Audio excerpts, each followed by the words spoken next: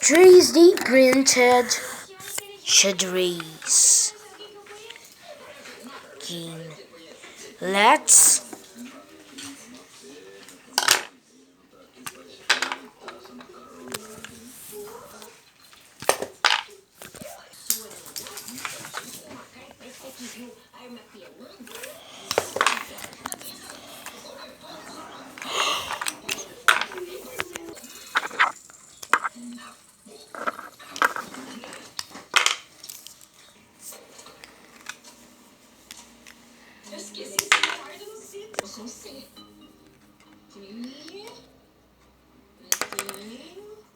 Isso quer fazer uma comida diferentona, olha. Eu guardei esse lugar pra você, Dita. Aqui do ladinho deu. Você tá onde? Você senta aqui, do lado da mamãe. Ainda vai encontrar seu filho. Nem comer, porque eu tô varado de fome.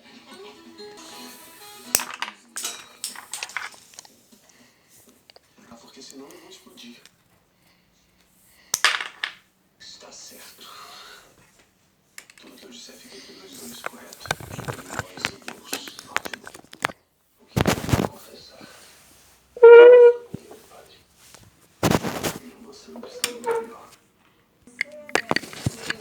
A mulher que cuida dos órgãos. Aceitei. Encaminhou-se.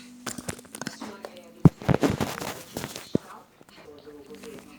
Na verdade, eu vim porque eu quero adotar uma criança. Menino, mais ou menos com seus 6 anos de idade. Atitude louvável.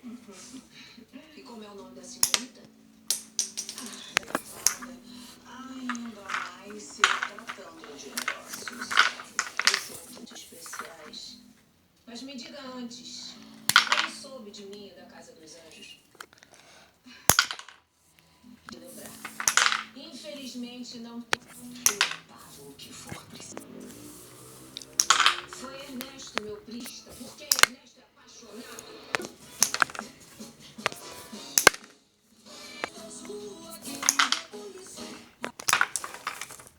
Vamos falar agora.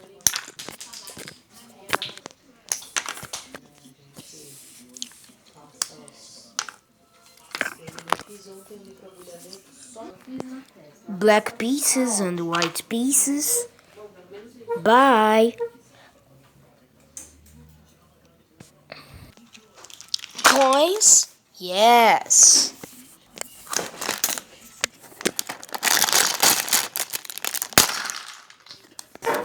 Oops.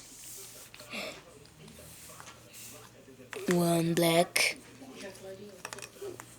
one white, one black. Oreo! Oreo!